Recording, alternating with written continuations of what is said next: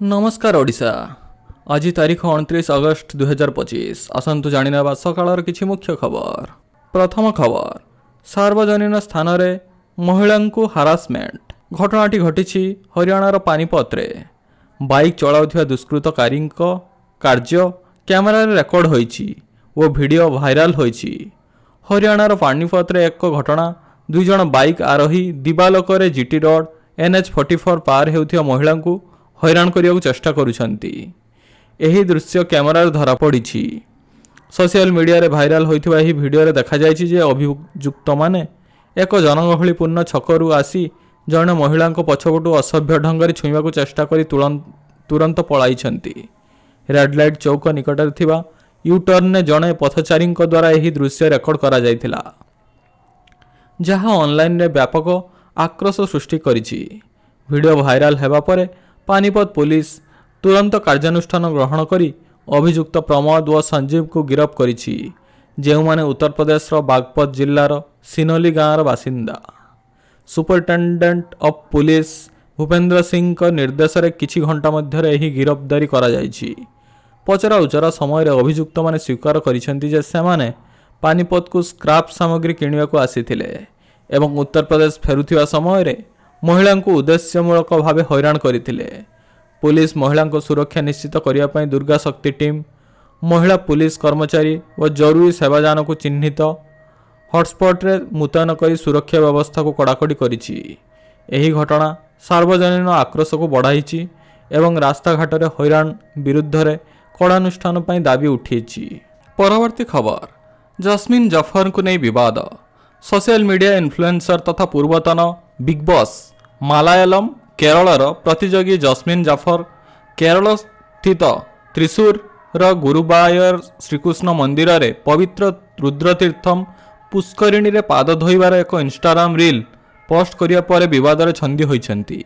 एही वीडियो जहां अनुमति बिना रेकर्ड करा जायथिला मंदिरर परंपरा को उल्लंघन करिथिला, कारण एही पुष्करिणी केवल पूजा उद्देश्य व्यवहृत हुए, जेपरिक भगवान श्रीकृष्ण मूर्तिर स्नान पाई। यह सहित मंदिर परिसर रे वीडियोग्राफी निषिद्ध एवं अणहिंदू मानक पवित्र स्थान रे प्रवेश मना। एही रील भाइराल हेबा परे भक्त व मंदिर कर्तृपक्षों मध्य रे तीव्र आक्रोश देखा देथिला, जेउ माने जस्मिन को धार्मिक भावना को असम्मान करिवार अभियोग करथिले। गुरुवार देवस्नान बोर्ड 2025 मसीहा अगस्त 23 तारिख में जस्मिन को विरुद्ध पुलिस रे अभियोग दायर करा जायथिला।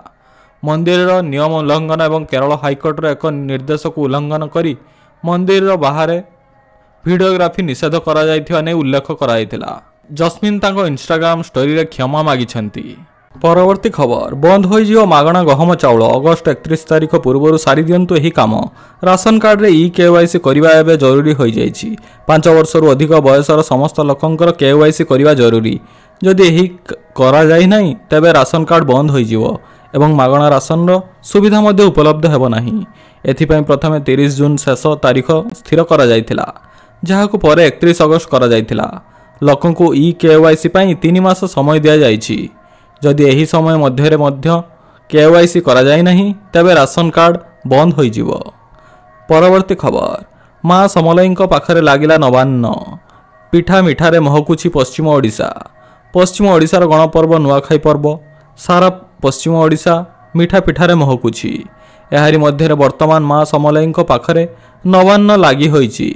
संबलपुर व बलांगीर आराध्य देवी पाखरे नवान्न लागि सारिछि।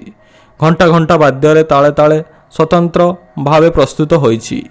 मां समलईंक पाखरे धार्य शुभलग्न अनुसार नवान्न लागि होइछि।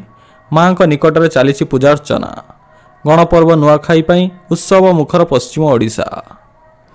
परवर्ती खबर, मोहन माझी को भेटिले सिक्किम मुख्यमंत्री। सिक्किम मुख्यमंत्री प्रेम सिंह तमांग सौजन्यमूलक साक्षात करिसेंती। एहा सह सिक्किम मुख्यमंत्री प्रेम सिंह तमांग मुख्यमंत्री को एक पारंपरिक बौद्ध धार्मिक चित्र थांगका उपहार देइछंती।